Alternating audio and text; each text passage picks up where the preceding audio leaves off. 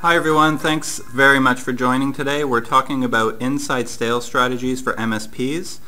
Joining me today is Tan Ansari, who's the inside sales manager at Enable. So I'm going to turn things over to Tan to go over the inside sales strategies.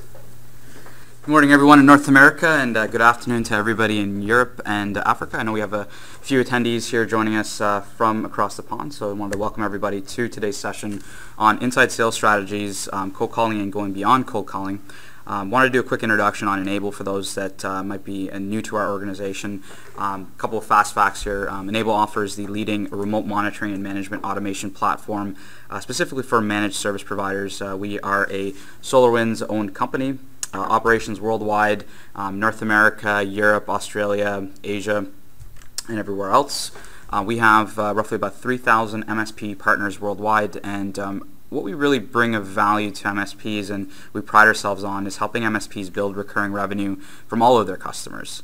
As you guys can see from the bottom of the screen, a lot of industry awards on best practices from us on helping MSPs grow and providing them with the solutions to be successful. So without further ado, guys, I wanted to talk about some of the strategies that have helped myself when I was working at an MSP be successful to offer a very strong sales strategy and building a sales organization specifically for managed service providers. A bit of background on myself. Prior to joining Enable, I ran a sales team for a managed service provider based here in Ottawa, Canada, and we followed a similar model where we had an inside sales team and an outside sales team. And when I started as an inside sales rep for that organization, it was a very dollars for dollars type organization, and we got to a point where the internet was very prominent, and a lot of businesses were looking for different strategies to be successful in sales. And through a bit of experience in working on a couple of different channels, I came up with a couple of strategies that were very effective, and we've translated that here at Enable, and want to offer that to our MSP partners and to prospects looking at our solution. The ability to start up a sales organization if you don't have one within your MSP, or enhance the current sales organization you have. So looking at the sales funnel, for all intents and purposes throughout this presentation, when you see the term IP, I'll be using that for initial presentation. So when you look at it, a lot of times MSPs that are looking to build a sales team ask me, how many calls should my reps be making a day to be successful and bring more deals and win a good amount of deals for us to run a successful business. And we found that the magic number is generally about 50 calls per day for an inside sales rep. Outbound, on a 20-day work month, that's about 1,000 calls per day. Now, if you look at the next point in the funnel on the amount of actual appointments booked, it's a very low percentage, and that's where I think that there's a big shift in the industry talking about is cold calling the end all be all. And are there better strategies? I mean, I don't think at this point we can get away from cold calling. It's still essential for every sales team to have reps that are making the dials outbound to bring in new presentations and new business, coupled with a couple of different strategies we're going to go through today that are going to help you enhance your sales team. But definitely, this is one point where there's not a lot of consensus around it, and I want to kind of give you some of the strategies that made me successful when I was running an MSP, as well as our success here at Enable, being the sales manager directly in charge with running the inside sales team. So about 15 appointments you'll get booked from that 1,000 calls per month. From there, you should have about a 75% show ratio. I mean, granted, your end users will probably have certain times where they just can't make it to an appointment, and just the regular churn at that point. But I think that if you look at it, you should get about 75% show ratio on those appointments that you do set up. And from that, we've noticed that the average is about a 23, close to even a 25% deal close ratio. So 2 to 3 new deals per month. So this is, and when I speak about this funnel, this is just new business. This is not farming your existing clients for cross-selling and upselling opportunities. This is just bringing in 2 or 3 new companies per month. And I think that every MSP out there, if they could bring in a couple of new end users per month in their book of business, that would really make the difference for them. And these metrics are very they're very rigid, and if you adhere to them, I can guarantee you will see an uptick in your success from getting a couple of new deals in every single month. So when you look at judging reps and understanding the metrics, I mean, gathering all the data is probably one of the hardest things, and it's important for you guys to organize it. So a couple of metrics that I like to track would be the average completed appointments per rep, the average amount of deals that a rep brings in. Obviously, if one rep is bringing in 6 deals, that's obviously that rep is being very successful, and maybe you want to mirror that across the team. And the amount of the deal size specifically that you're coming across, obviously with discounts and everything else. I know how difficult it is being in the IT services market in all geos worldwide. It can get very saturated, and we tend to discount sometimes. So kind of refining that process is really a couple of different metrics I suggest every business owner or VP of sales look at when they're managing their team and trying to increase the amount of revenue coming in through the gates.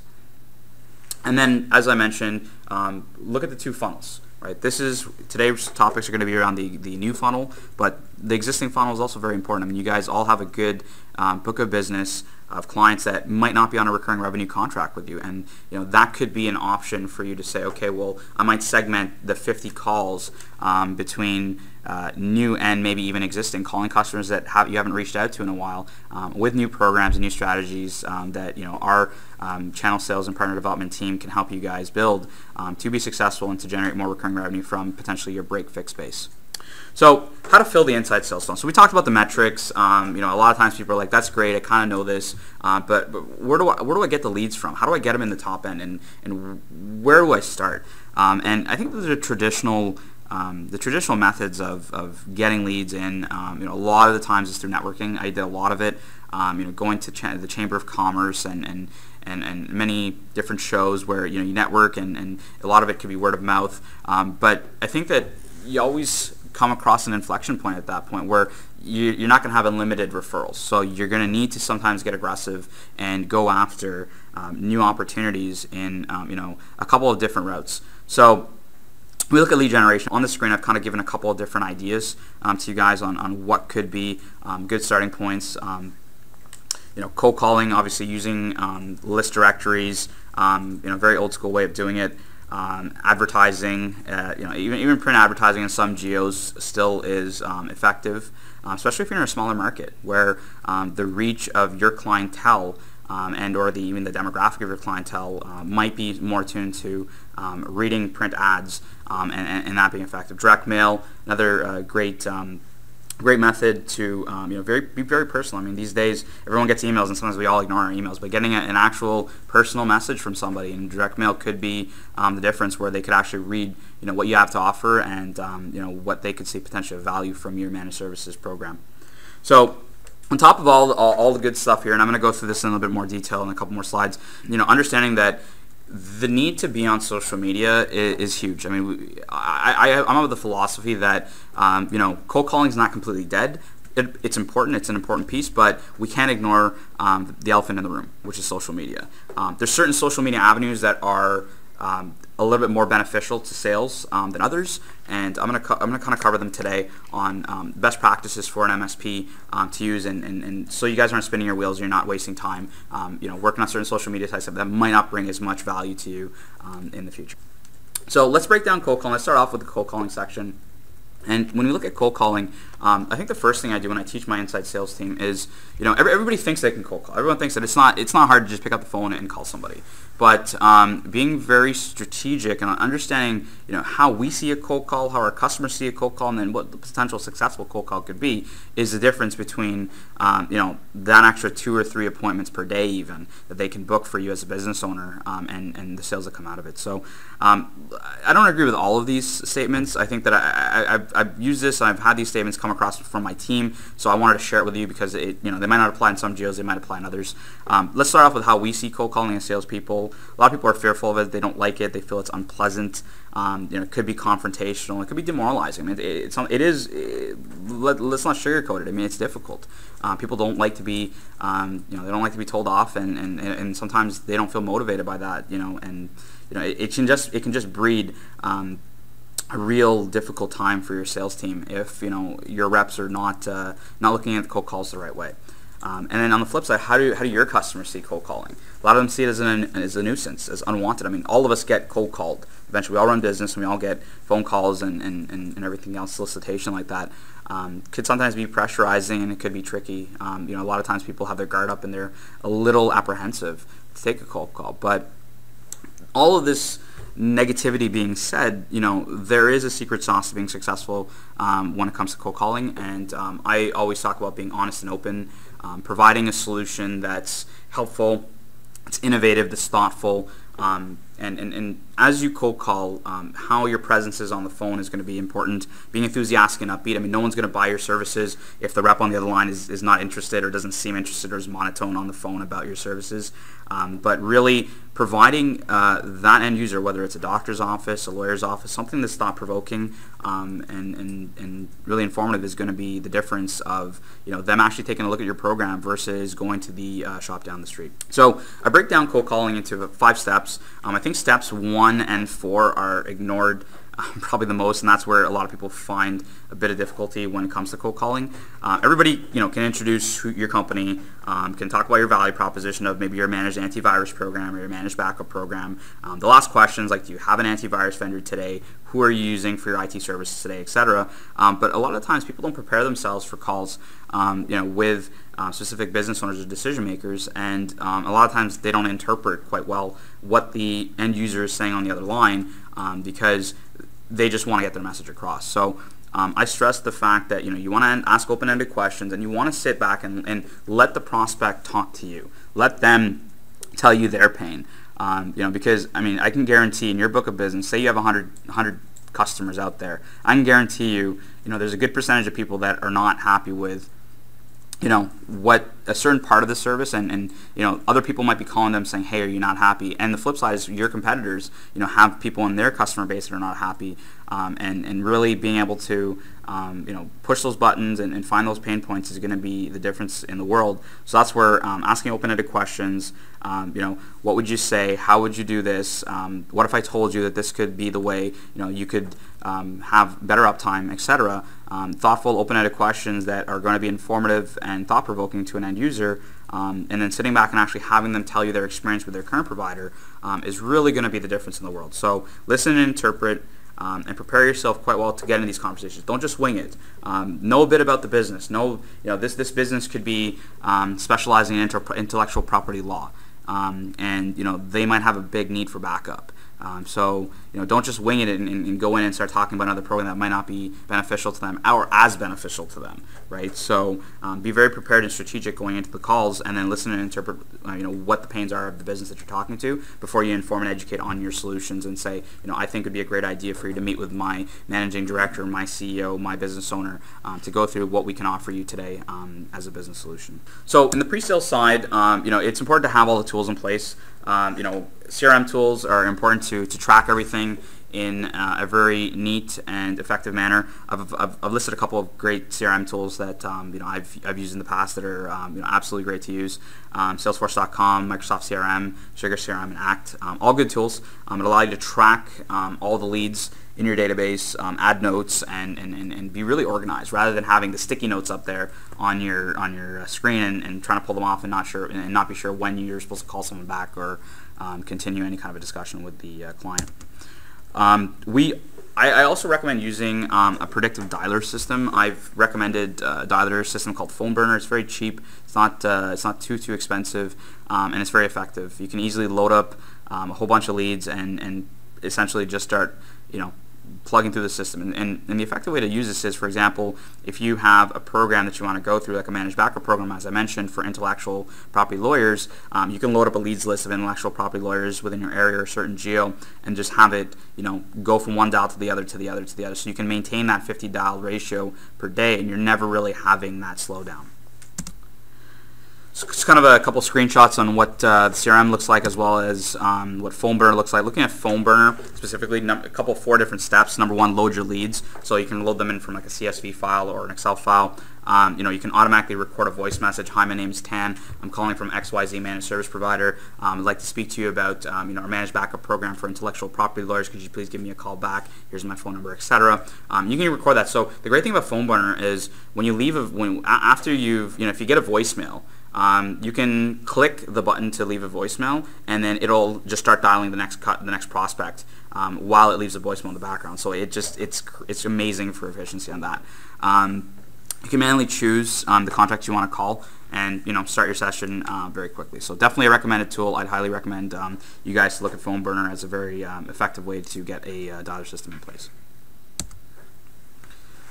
So looking at lead generation, I think that's where the top end of the funnel is really important for a lot of MSPs to generate leads, and I get a lot of questions about where do I get leads from, and how do I get leads that are going to be good and whatnot. So I've listed a couple of recommended locations and locales that I use, and I did use and when I was running with an MSP to be successful with bringing in a good amount in the top end of the funnel. So a couple of the business directories, manta.com is great. It's international, so you can prospect leads from whether you're in North America, you're in Europe, you're in Australia, you're in Africa.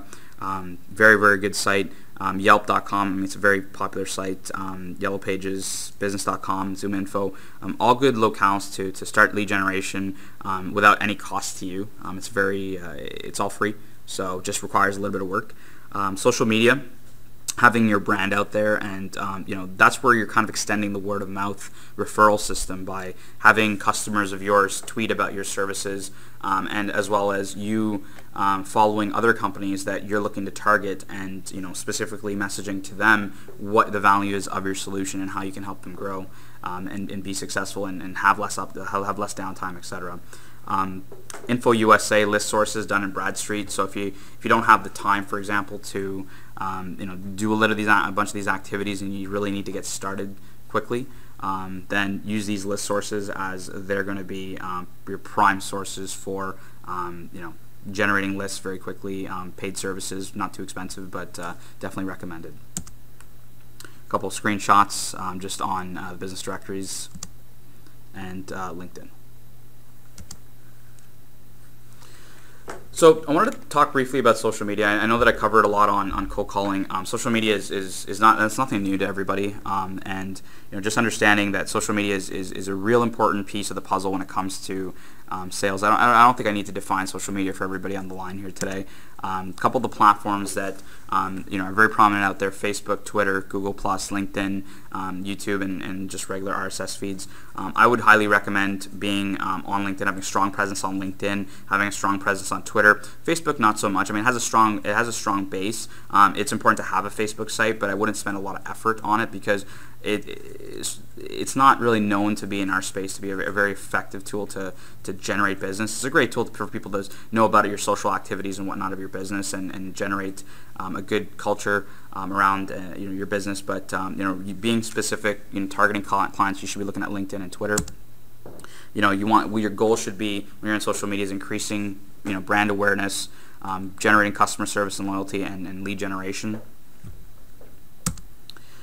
Looking at the influence of all these sites and the reasoning behind it is, while we look at Facebook having 1 billion global active users, I think that when you target LinkedIn, most of the clients that you're going to be looking for are going to be on there. A premium LinkedIn account's about at the low end about $20, and it allows you to target certain types of companies within a specific geographic region. So it's a lot more targeted, rather than taking a shotgun approach trying to get everybody on your Facebook account, and understanding that most people that are using Facebook are using it for personal reasons. They're not using it to conduct business. So while there is a lot of influence on Facebook, LinkedIn is the recommended tool, and I'm happy to have a call with any of you guys offline to talk about how we can help you with LinkedIn and be successful with your social media programs on that specific platform. So why is it important? I mean, consumers continue to spend more time on social media today than any other category of size. Roughly 20% of the time online is via a personal computer, and 30% is via mobile. So, I mean, that's a significant amount. You know, people are spending less time in the office and more time on the road or outside on their phones. So if you're able to ping somebody with a message on their phone saying, hey, this is the program I have to offer to you guys, I think it's valuable. You guys should probably get a look at it. You're probably going to have a higher incidence of getting a hold of that customer versus if, you know, for example, you're waiting for them to come back in the office. So the opportunity for you guys, listen and respond very in real time to what the public is saying about you. The ability to have two-way communication, educating and informing your audience, building good relationships, and being able to lead against your competitors that potentially are offering the same services as you, monitoring what's going on in your industry. Maybe there's a big need in your area for a certain type of service for a specific vertical, and also monitoring what your competitors are doing today. So definitely a lot of opportunity on social media, very easy to get. You know, everyone talks about big data. You know, having it at your fingertips is really going to be the difference in all the world. So just a couple of highlights on, social media and what we can do here and what our social media looks like here. Just kind of have a couple screenshots here of Enable social media, our Twitter, our YouTube, our LinkedIn, our Facebook, and we use it all. And we recommend that to all of our MSPs to be on it. And all of our partner development specialists are here to help you guys work through these sites and build through these sites and answer any questions. I wanted to kind of give you guys a bit of direction today in the short period of time that we have, just on what you should get started with, and then we'll be happy to help you guys moving forward in building these specific strategies. So defining your market. You want to foster communication with the audience. You want to inform and educate them. And you want to really transform your online relationships into leads. I think that's the biggest avenue here is transforming everything into leads. And as I mentioned before, social media is probably the biggest growing space in the market for generating leads, because it's just more people are on it today than being in front of the phones. And I think that if you're effective in that strategy, you're going to really be successful in generating more opportunity for your business. A couple of different sites I've listed here to monitor your activities. Hootsuite's probably the best one. Inexpensive, and I'd recommend it. So if you guys are going to be on this and tracking all your social media activity, look at Hootsuite. It's going to be a great platform for you guys. A couple of different options here, and I can give you guys access to the slide deck so you can have them, or you can just ping me to get more info on the rest of them. But Hootsuite's probably the top of the line, I would say, to get started on for monitoring all your social media activity. And kind of wanted to round off today's presentation by just highlighting our toolkit, what we can offer to you guys to help you guys expand your programs. A lot of different tools here, specifically for MSPs, and we're happy to help in terms of any sales strategy and how you can implement these tools to generate more recurring revenue from all your customers. That was awesome, Tan. Thanks very much. I think there was a lot of great information in there for MSPs, specifically about building a cold calling strategy. So if you have more information, if you want to reach out to Tan, we have his email up on the screen here. I'm going to leave this up for a little bit. Or if you are a current customer, of course, you can reach out to your partner development specialist. So we do have a couple questions, Tan, so I wanted to jump into the Q&A. So I think I have a question here. Basically, there's just a concern about how much time it's going to take for prospecting. Is there any way to accelerate that? Can I just buy a list? And would that list, provide me good quality leads to call? That is a fantastic question. It's a question that I get quite often. Everybody's busy, whether it's fighting fires or what have you. And list generation is probably one of the key time consumers for a sales team. So I think that I listed a couple of different sources: Info USA and Dun & Bradstreet, which runs the Hoover's database. Is all up to date. You're going to have pretty accurate leads. You can pay either a recurring fee through Hoover's or a one-off fee for for Info USA, where you can get lists pretty instantly and get started. So those would be the two avenues I'd look at to just get started if you don't have time to go through the business directories yourself and run your own lead search. Okay, great. So the next question is, what type of sales rep is best suited for cold calling? Do they need technical knowledge? Is this kind of a pure brute force, banging the phones type of activity?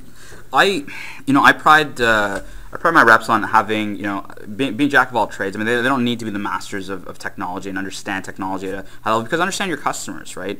A doctor that's running a practice is not going to need to know the ins and outs of your antivirus or your backup solution, right? They just need to know how it impacts their business. business, how much downtime they're having today, and how you can provide them a better solution, better uptime, and at the end of the day allow them to cut their costs and be more profitable. So I think that having a bit of knowledge on the technology will be beneficial, but I would focus more on what the offer is that you're providing to the end user on uptime, on profitability, and cost cutting, which is a tool that and a method that you can teach pretty much every junior type sales rep out there in a very, very quick pitch. Excellent. So the next question we have is, to generate leads, what activities should I specifically be doing? Sure, absolutely. Great question. With social media, and you have the ability in certain tools out there that I've mentioned to even automatically send specific messages at specific times of the day, so you don't need to necessarily, be sitting in front of your computer and constantly tweeting. I think that there's a thing about over tweeting and having too much information out there. I would build, generally a message every day or every 2 days centered around your, what you can offer of benefit to a specific vertical. So and you can rotate them. You can have the medical vertical, the legal vertical, the financial vertical, etc. Join groups on LinkedIn where those specific decision makers might be a part of, and just send out that message through one of your main social media tools on a scheduled basis to them. Build a message. You can build 5 messages over the weekend, which might take you, half an hour, and then schedule them out throughout the week. And that's probably your most effective way, rather than having to sit there and spend a lot of time. So I'd say, an hour a week would really be the max you'd need, and then just spread them out through your tool. And then in that, what's kind of the split between, you don't want to just be on social media promoting yourself all the time, right? You also want to provide some value to people. What's the split there? Yeah, I think that, social media in the overimportance, and I didn't want to stress the overimportance of social media, is, 20%, 30%, of social media time, you want to spend actually, looking at the metrics and going through that. You have to understand your customer base. Are they buying from you? And it depends on your geo. You could be in a geo where the social media is just not used, right? And I think that that's a specific to a certain market. But if you're in a geo that spends a lot of time on social media, it could be 20 or 30% of your time, and the rest could be word of mouth, networking, and then bringing in the cold calling, which I mentioned is about $50 a day, which shouldn't be the majority of your time. Could be half of your day. Right, running like that, 20% on social media, and the rest working on through referral systems, etc. As a sales team. Thanks, Tan. So we have reached the end of our webinar. I do have one more question. I just wanted to thank everybody again for joining. So the last question is, where can I find quality content to post? So rather than creating my own content. Quality content to post is a great question. There's a lot of it out there. I think that looking at a couple of the groups that I recommend that I look at, if you go on LinkedIn, you type managed services, managed service providers network, IT managed services. In those groups, they speak a lot about, and they theorize a lot about what's most effective in those geos. And you'll find a lot of MSPs saying, what's the best way to get my managed services program for antivirus out there, and what kind of a message do you guys get? So when I look at those groups, you find a lot of info there, and I think that that's the great starting point. Go on LinkedIn, type managed services, and you'll find 2 or 3 groups right at the top of the list that will get you in and provide you guys with content right away, if you're not prepared to create your own content, or it's just taking too much time. Awesome. And maybe I'll just add to that. I came across LinkedIn has a trending topics page that you can go on, so you can actually go under IT and CIO content, and they have the top 10 trending pieces of content. So one thing on social media, you can actually just regurgitate other people's content, post their articles and get free hits to yourself and attract attention to yourself. So Tan, thanks again for today's presentation. I think that was great. My pleasure, guys. And thanks again, everyone, for joining. We look forward to talking to you soon. Have a great day.